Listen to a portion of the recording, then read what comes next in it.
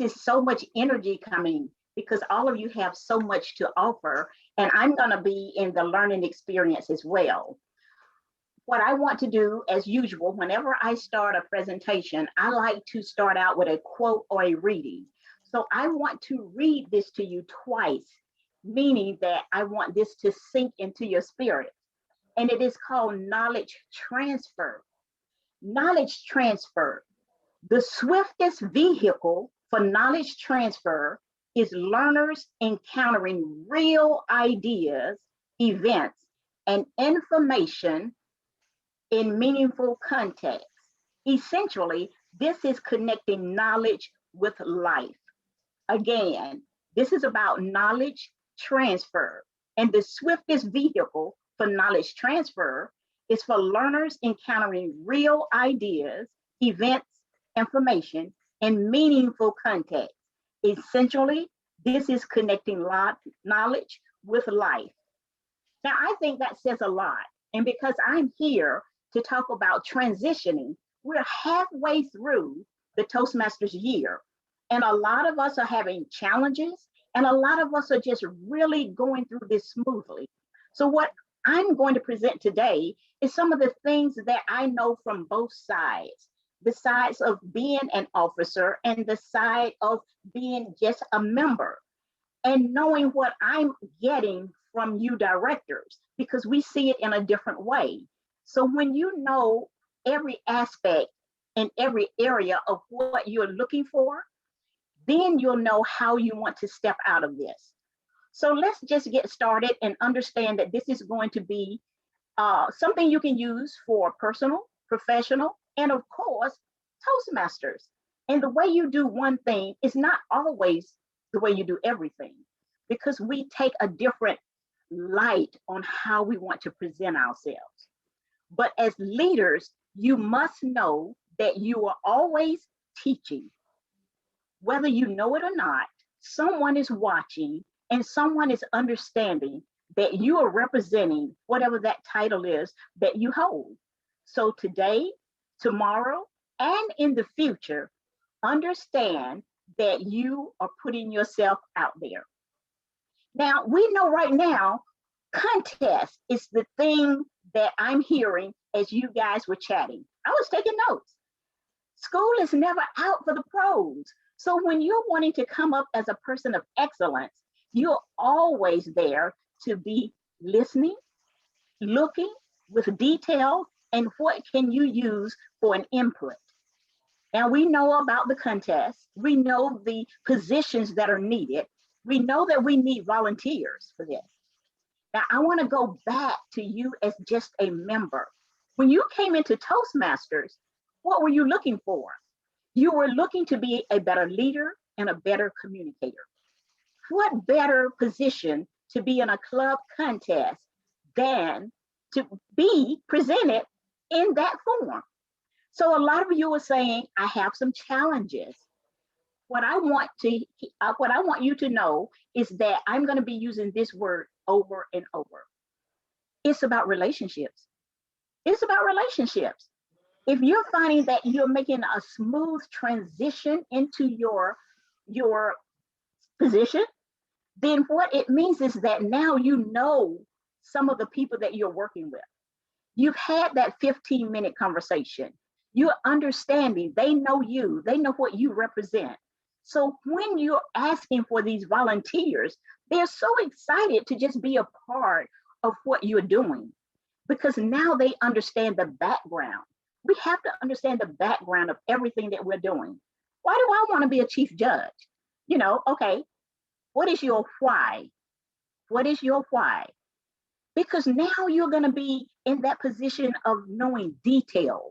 You're going to be listening and being non-judgmental, because now, as Ramona has stated before, it's not time to put your own stuff on here.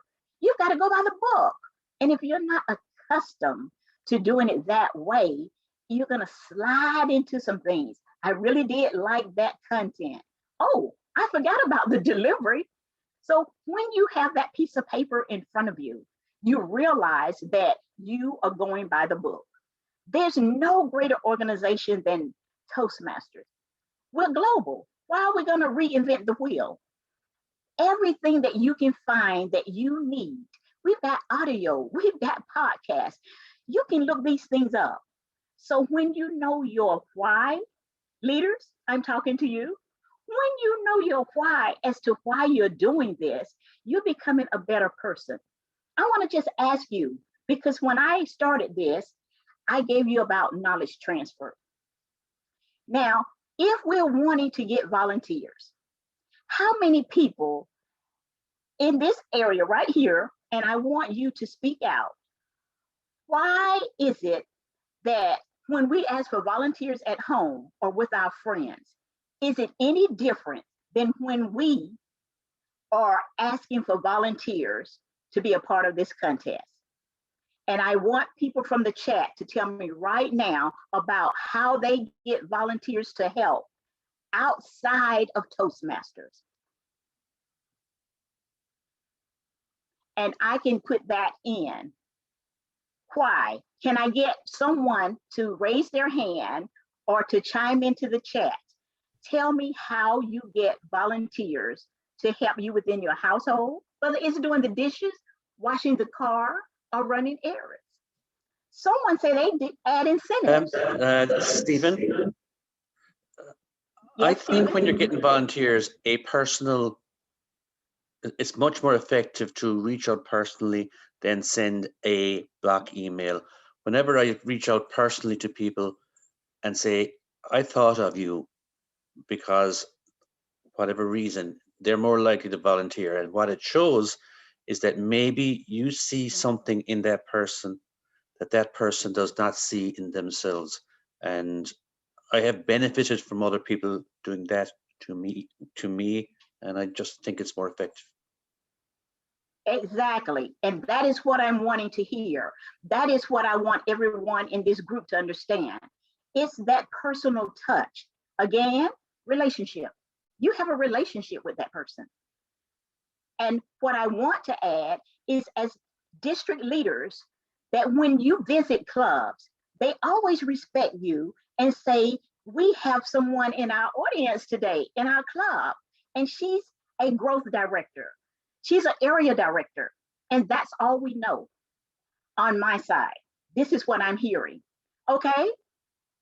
Does the average member know your position and what it is that you do? Wouldn't it be great if they knew what you were doing? For two reasons. One is they get to know what you're doing because of the fact they could possibly want to step into that position. And aren't we at that time where we're looking for that transfer? Whether it's officers in our club or district leaders, don't we need to know who would fit into that position? How can you make the transition if you don't know what the duties are? Another thing, the second one, when they know exactly what you do and why you do it, isn't that something to pull them in closer again? So that when you're needing volunteers, now you know Mike, now you know Susan, now you know Rhonda Barnes, because she was at our meeting to visit, but now I know what she's doing and I know the pros and cons of that. Isn't that what relationships are all about? And when someone said incentive, yes, when as a BPM membership, I would always say, when you get 5 people in, you can get this. What about a certificate? Sometimes it's as simple as a piece of paper with their name on it, saying that they brought in 5 guests. We're saying that I need you, I want you, and I believe that you can do the job. Now, if you're just standing back and not understanding your why, that can be complicated.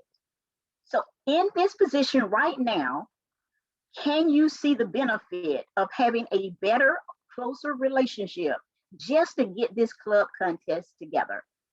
And always remember this when it's the club contest and we are nearing the end of the Toastmasters year, it's never too late. It's never too late to form good relationships. We will always need these and we will always want this, and you will be known. Now, my next question to you is, how do you want to be known? Do you really think that the people that do know your name see you in a positive light? Or are you just checking the boxes off? Please protect your heart, because I'm not trying to point anyone out or to say anything that would show a negative light, but it's called keeping it real. Now, when we do things by the book, sometimes we say things that we don't mean. Oh, hello, I'm here for you. Don't say you're here for me if you're not here for me. Make it clear. Make it clear so that you know that you have another job, but we can schedule an appointment, and then we know that you can be in contact. Oh, I'm VPE. Is there anything that I can do to help you? And if I have a question, and then you turn around and to say to me, oh, you'll be okay. Now, what does that say to me? That you really didn't mean what you said from the beginning. So when we're making transitions, we're not thinking about what we literally say presently. It is so important for today, tomorrow, and the future to be people of excellence and to know that we're always teaching and we don't even realize it. We know about the club success plan. We know you come to visit and we know you come to step in, and there's so much to do. But is it a lot to do, or is it just preparation? Preparation will give you freedom. Discipline and focus will give you freedom. And what do I mean by freedom? It means that when you have prepared in the future and you have read the club success plan and you know exactly what you're looking for, it makes it so much smoother. Now, I'm going to ask this question, and I want someone to answer me in chat or to raise their hand. Let's bring it to life. You're getting ready to have contractors to come to the house. You're rebuilding a building. You're adding on to your house. Now, this is like the club success plan. It's already in print what needs to be done to the house. Now, are you going to allow the contractors to come in without any kind of verbal or written communication?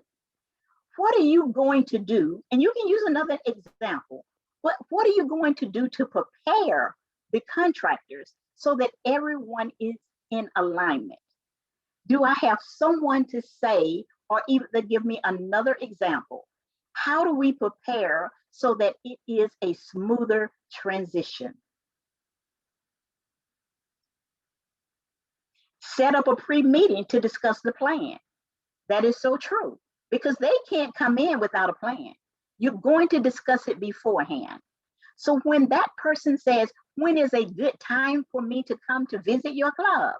They need to know why you're visiting. Are they just talking to the president, or are they talking to the executive committee? You know how we can get egotistical and we are all in charge of everything and we like to micromanage. And sometimes we get caught up in that because of the fact that we don't trust the other people. But as good leaders, we know that leading means that we have to know how to follow. And as good leaders, we also know that the people that are connected to us are as good and sometimes better.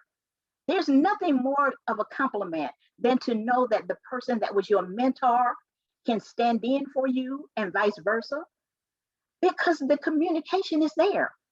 We know what each other are wanting. So when that construction is done to the house, now you have the blueprint, the person in charge, the manager, he's coming in. You are constantly keeping a check. Now, once you do that club success plan, do you just drop it? No, because it is an ongoing thing. Transition means to go from one thing to another one. But guess what? To go from A through D, you got to go through B and C. Am I not correct? So are we still getting members? Are we still inviting people? Are we still thinking about who's going to take this spot next? Are we just looking at that dashboard and wanting to know that at the end of the year we met that goal? because now we're pulling and grasping at straws. It can free you. You can have so much freedom with communication, planning, being focused, and being disciplined. I truly believe that all of you here wash your face, clean your face, and brush your teeth. And if you didn't, don't tell me. I don't want to know. But we have rituals that we simply do without thinking.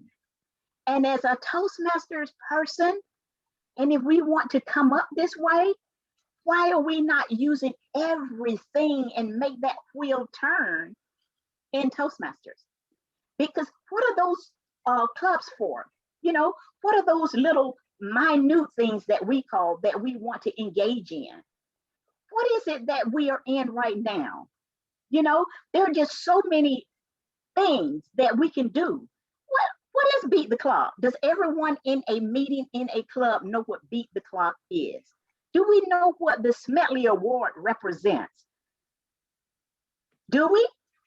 Do you pass that information on when you're talking to the club officers?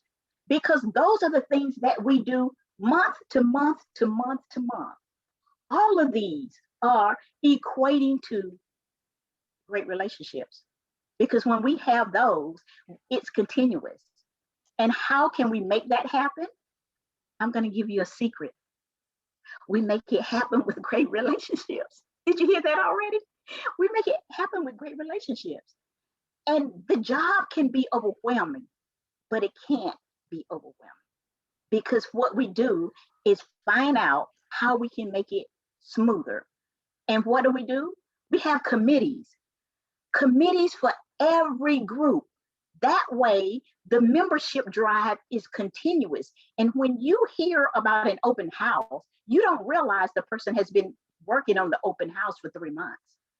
When you hear that they have reached Beat the Clock, the Smetley Award, Talk Up Toastmasters, the committee has been working the entire time.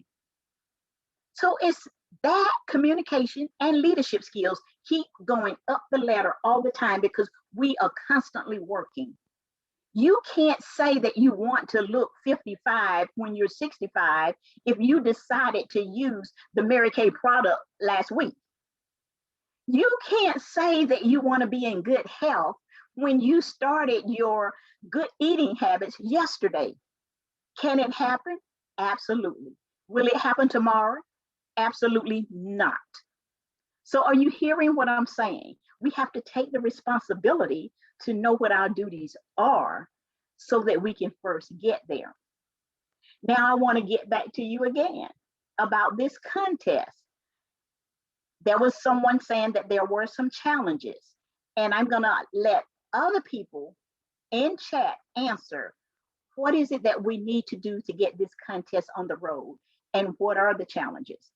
Now, Shirley has already said that she had an easier time before, but she's having a challenge this time. Shirley, would you rephrase that and tell us a little bit more in depth as to what made it better before? What's the difference between then and now? Shirley. The difference between then and now, that's a tough thing. I would say the difference between then and now is probably the expectation of clubs that I'm suddenly going to have all the answers now that I'm the area director, which is not true. I suddenly do not have all the answers. I did not get, tapped on the head and suddenly became Toastmaster brilliant. I am still a work in progress, just like they are, and I try to remind them of that. But I've always been really accessible for everyone. So I think sometimes too that people are afraid because we have a title to ask the same questions they asked me when I was at a club level. I'm very open to helping people, and I have a lot of years with VPE status and help a lot of the VPEs when they ask for it. But I've noticed this year, sometimes people don't reach out and ask. They'll say they want help, but then they never reach out. I say, just let me know what you need. And then they don't really reach out. And I think part of that is just because I have a title, it's like it's scarier to reach out to me. And I haven't changed, but I think the perception of what the job means has changed. Does that make sense? Yes, it does. And I'm going to let someone in the chat answer that. But while I am expecting an answer in the chat, what I would like to say to you, Shirley, is that as the position that you have, it's okay to let it be known. You don't have all the answers. And then you can also point out in a very soft manner that you are going to give them resources that they can also help themselves. Because sometimes we're wanting people to do the work for us instead. I am not tech savvy at all. And if I can get out of it, I probably will. But if you tell me what resources I can use, I'm going to go there. And it makes me a stronger person. So when they ask you certain things and feel that you know all the answers, you can give those short-term answers. But at the same time, let them know if you go into the TI section under education, under club contest, under this is available to you. And it makes us know how to use our resources. And to take that stigma off of people being afraid to ask you questions, that is about relationships as well. Relationships. When you fear someone, you have put them on a pedestal and you are afraid to talk to them. Now, when you have lunch with them, when you have that casual conversation, like Ramona had a conversation with us before the meeting started, it makes it now personable and obtainable. Now we can reach out to her because she's there. Do you really feel that that would be a help to you, Shirley, under those conditions, those two things? I think that's certainly some good thoughts, and it certainly helps to look at it from different perspectives. I think that's always helpful. Yes, yes. And keep in mind to just keep checking the chat because all of the people here have different leadership styles, and they've already let us know that they are having a really smooth transition with this. And what I was understanding is that they had these specific relationships with people. So, someone has said, pick up the phone and not always do an email. Because if you don't have the relationship, what is the other marketing? What is the other technique that I want to use? I want to use that because I don't know you. So now when I text you or email you, I can get an answer right away. And it's the fast-paced world of today that we want it right now. Because when you text me or email me, I might not see that email for 4 more hours. So now I'm waiting for that. So it is so important that we know what type of communication the other person is looking for. And if you don't know, believe me, they won't pick up the phone if they are not wanting to talk to you at that particular time. So that is another thing that you want to do. You want to share your life experiences with people, not just about the contest, but this is about relationships. When they see that you've had some challenges, it makes you more approachable. Oh, I thought she was perfect. I thought everything went well with her. She's been in Toastmasters forever. When you get a DTM, that is when they think you know all the answers, whether you were in for 4 years or 20. Doesn't that mean that you know everything now? No, it means you met all of the qualifications and there are still things that we need to know. So when we're making those transitions from not having children to having children, I'm going back to my topic again. There are so many of us that had kids, men and women. Listen to this. You were probably not ready for those kids and everything that came with it. You didn't think about the feedings at night. You didn't think about your child having colicky. You didn't think about your child would not be where the doctor said they should be in 6 months. So what do you do when people are not on time? You adjust. You adjust. You go to other resources. Are you connecting? We're doing everything we do in Toastmasters, we're already doing. The teenagers, we want them to go to the left, but they're going to the right. We want them to stay on the highway and they took the back alley. What do? You first sit down and have a conversation and you want to be open. And guess what? You go back to sharing your life. Some of the challenges you had. Every parent has been a teenager. Every parent has had challenges. Every parent had a hard time getting the kids to do the yard work. Did we need to give them incentives? Maybe that worked. Did we need to just have a better relationship of verbal communication? Did that work? Did we need to get outside resources? Did that work? Are you hearing this? Are you making the connection? The children, the car, the planned vacation, checking on whatever it is you need, your medical health. You don't always know the answers, and it doesn't come rapidly, but we transition from one thing to the other one, and we want to make it as smooth as possible. What makes it smoother? Preparation, and of course, knowledge. But knowledge is nothing if you don't take action, because all of us here are so well versed when it comes to Toastmasters rules. Now, when we get ready to put them in action, that's different. Did Toastmasters International tell us we had to do this by ourselves? Absolutely not. But when you have the opportunity to have a meeting as great as this one, someone is saying, this is so important, and I want to help you go from point C to K. And they're saying, I want to take my morning out right now and give you some of the answers that you already have, but you did not put them into action. Take a deep breath and breathe and know that everything that we're wanting to do for this Toastmasters year is very doable. But we need to start today. If it's nothing but putting a plan, it all starts right here. And then it goes onto the paper. And then after the paper, we have a strategy. And when we have that strategy, who is it that we need to pull in? The Zoom master? Do we need the committee? Do we just need someone that has done this before effectively? We need to be present and not be in denial that we can do this by ourselves. We can do this by helping each other.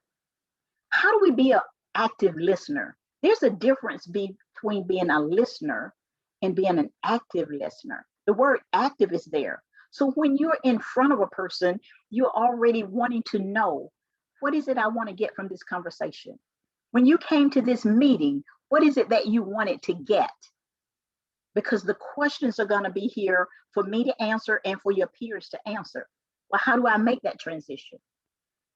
How do I get someone to take this spot? I will not be returning in this position.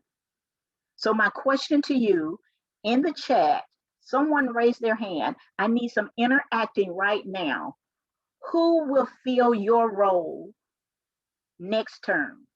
And how do you feel the responsibility to get someone that's sharp as you or better? That is my question. How do you get someone to fill that role? And everybody know Toastmasters people, and we have DTMs on here, and I was told that a DTM is not timed because they talk so much. So where are the answers? Please take your mic off, unmute. How do you get someone to fill that position? Whether it's district or whether it's the next president. I have something, Joanne. Yes. So I have been coaching, mentoring, sharing, being transparent to the trio members, because they both put their name in their hat for the next positions. And I want them to know the reality of what it is to be a district director. And the more I share, the more comfortable they become. Is it scary? Yes, it's scary. Did I not sleep for 3 months? No, it's okay. But I share it with them. So when you're real with people about the position that they might be wanting to move up into, even an area director, You have to be transparent, but share with them.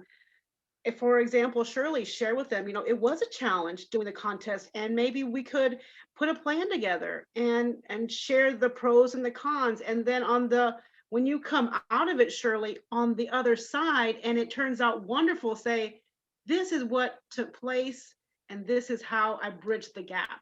So that's what I try to share with leaders coming up into the trio, having been an area director.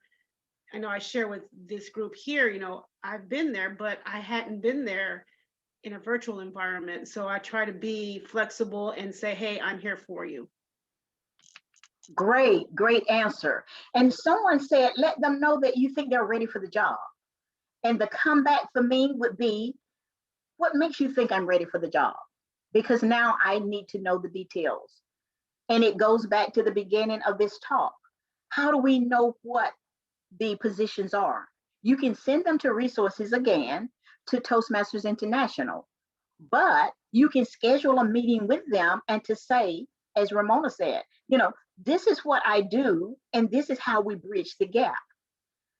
Because I know from another part of me just being a member of Toastmasters is that I was very observant and I was watching people. And then I had that, the legacy book, which was the leadership book.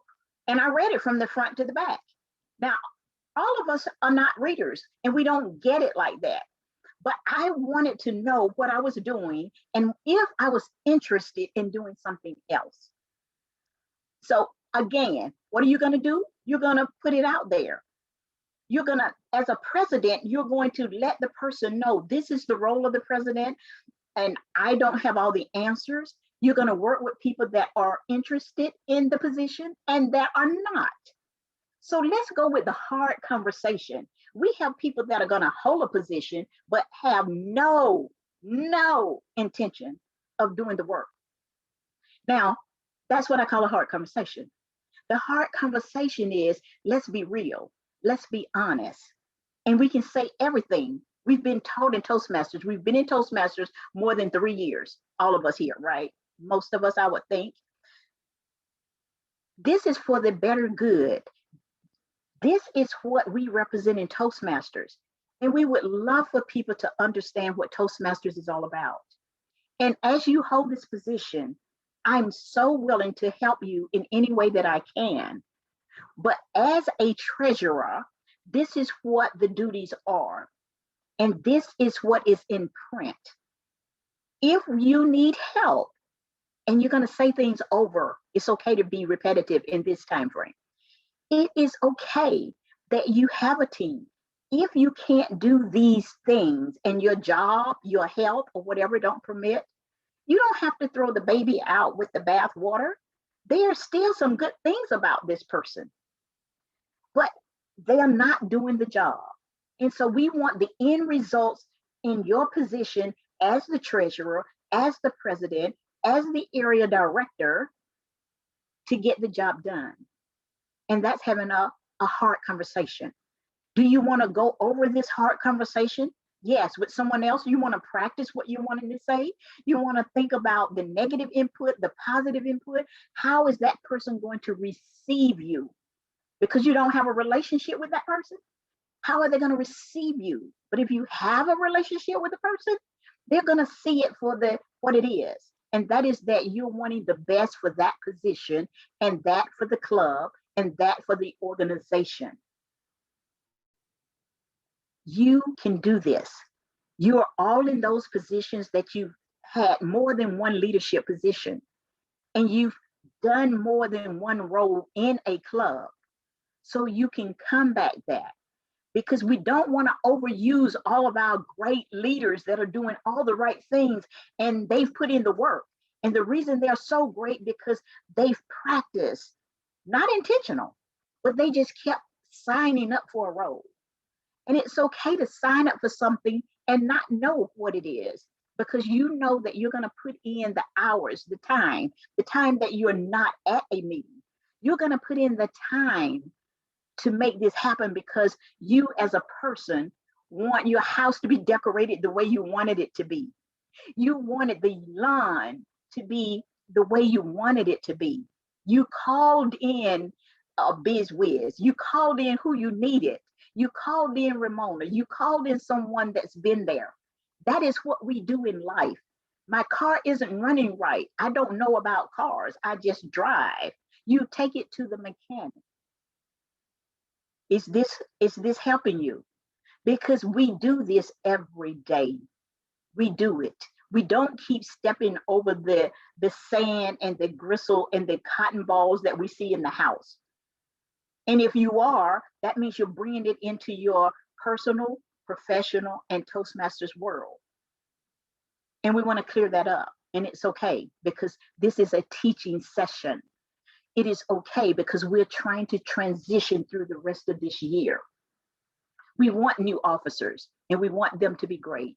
We don't want them to be egotistical. We want them to be quiet, but yet not silent.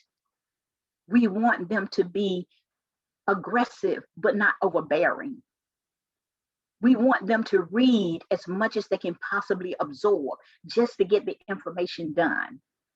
And how do we want to be looked upon? Is that if I call on Susan, she's going to be there. If I call on Susan and I have a technical problems with my Zoom, and that's where I know her from, that she's going to say, do you need some help? Oh, it's that little button over to the right, Joanne. You just click that. And then when I forget, you remember what we went over yesterday, Joanne? She didn't know that I would see her that way. Susan, I think you're great because I love a good communicator. And Josh is not here, but Josh is my other person. So I'm saying their names because they are people that I run to and I think of. And when I think of anyone that can handle anything in Toastmasters, who am I going to call? I'm going to call Ramona. Ramona was my mentor. And it was a great communicator. And I believe that all of the people that are here right now, 17 or 18 people, know that is what she's known for. Does she know everything? Absolutely not. But will she give you the resources of where you can go? Yes. Does she have time to talk to you? No, she's got a job. But the thing is that she will point you in the right direction. She will tell you, I can talk to you 1 hour later. I can talk to you on Thursday. Isn't that what we're looking for? If that person says, I will sign up to be a judge, you know that they're going to be there. You're not going to have someone that's not going to show up, but life happens. Life happens. And when they do, I've had 2 deaths in my family, immediate, mother and my brother. And I was devastated. The first thing I said is, I can give my notes to someone else because I've got to go. And I know that Toastmasters people understood that. But my first thought was, I can't leave this hole. I can't leave this vacuum. I can't leave this space here because I'm a professional person. And someone says that Ramona does know everything, almost. And those are the kind of things that we want to represent. When you sign up for that role, are you already thinking about there's a possibility? Some people consider that negative. No, we can't always be in a place. Things happen. It might not be as devastating as death. It could be the hot water tank. But there are 35 people, 400 people waiting to hear you speak. What's going to happen? They paid to hear you speak at a seminar. We've got great people here in Toastmasters that I've drawn from. And people didn't even know that they were leaving because they wanted a bigger career in speaking. Everyone knows Kevin Snyder. He's a professional speaker. Now, there are people that people don't know that I pull my resources from. And I'm saying this to say, you don't know who's in your room and why they are leaving. Understand that some people are leaving and it's not because they didn't like Toastmasters. There was a young man by the name of Quincy Hawley. He's a veterinarian. He was at Cape Fear. He wasn't there very long, but he's a professional speaker. Is that not wonderful? There was a young man by the name of LaFrance Ballard. He's called the thinking man, very sharp. I drew from them. And you will understand that great minds think alike.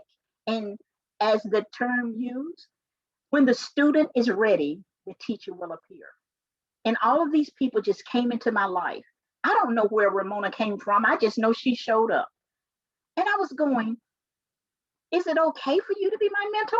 I think she was holding one of those positions that I thought she couldn't be my mentor. But I'm saying that to say it was okay for me to ask. So step out of your comfort zone and ask the question. And if they can't, as a leader, they're going to be clear and they're going to let you know that they cannot answer that. So we're going to cover the new officers, the club contest, the club success plan. And so because you guys are not working with me, it means that you know everything. That's what it means. It means you know everything. But I'm going to answer a few questions because of time. And if I don't know the answer, I don't have a problem saying I don't know. But ask any questions at this particular time. You can come off your mic or you can put them in Zoom. Chat. And I will try to help you to make these smooth transitions and what it equates to having great relationships, because that's what it's about. Are there any questions about transitioning to the end of this year? Personal, professional, Toastmasters. Someone say have a backup for the backup. That's what everyone needs to know. The contest is here and it's rolling. What are we going to do? We're going to create positive energy. We're going to be there. We're going to be there for our people. We're going to reach out to others and say, do you know someone that would be available to me? And when that person that has created the relationships, they will help you because they're going through that other energized person. But keep in mind, you need to build your own network. Who are those people? They are people that's been around. Everybody knows who's Bill Marlowe. Do anyone have to ask who that is? David Linsky. These people are just here. And we know that when they're in the room, they are present. They are making all of the things happen, from being a member to being an officer to being a district leader. And they are only wanting to pull from the pool of greatness. And if you've been asked to do something by any of these people, know that you are in the right spot, because we all will be doing transitioning for the rest of our lives. As we get older, we would get grandkids, great grandkids. We will all need transportation. We will need a car. It's a virtual world. We have to accept this, and that we are going to have to go on and learn how to take care of situations. Can I share with you? I didn't know I was having a sound problem in my computer because you guys didn't tell me. I couldn't hear it on my side. Susan, did you hear that sound that time? I don't know, but I didn't know it. But once someone told me, then guess what I did? I went to Best Buy, to the Geek Squad. I went to Staples. I asked everybody that I could possibly do. I bought an external mic. Are you hearing this? This is outside of Toastmasters. This is me saying I had a problem. I had something going on that needed to be taken care of. I want to be heard. Are there any questions? Joanne, I do have a question. Yes, Ramona. And this may be, I don't know, it seems odd to me to ask, but this is what I'm feeling in my heart and my soul. What do you recommend for someone that's transitioning from a large role, whether it's district director or area director, and how you have to put the hat on the table and then step back? Like, how am I supposed to start getting ready for that? This is a huge role. Yes. And step back as the immediate past district director. What is your recommendation? Ramona, it is difficult because we are so used to holding large roles. The thing is, what you have to always keep in your mind that you are the teacher, and the teacher can't take the quiz for the student. The teacher can't do the homework for the student. But what the teacher can do is be an instructor. and you are the instructor, and you're going to lay down your position so that they can make the transition to come in. And your work is already done because you've already done that. And now for you to hold back will be difficult because you think fast and your action repeats the fastness of your brain. So now is let the person make the mistakes. And when they come to you and say, how do I make that work? Because I know I made a mess, then you're going to tell them. But that is one of the things that we as mothers will do for our children. We have to step back when they come into adulthood. Personal, Toastmasters, professional. That is the way that would happen. Can you see that? Yes, I can see that. And I'm letting that happen this year, letting people fall into place, learn their role, make the mistakes. And then after the fact, they'll say, oh my God, I can't believe I made that mistake. What do you think, Ramona? Well, I saw you going down the road, but I had to let you make the mistake. I'm not going to let you have a horrible fall, but I did see it, and then I provide my input. But yeah, thank you, Joanne. I can see that happening. And what I want to let other people know is that I observed Ramona before she became the area people. And when she showed up at a contest and something went wrong, they said, Ramona, where are you? And she stood behind that mic and she said, I'm stepping back. I don't remember what city we were in, but it wasn't the Fayetteville area. She said, I'm stepping back.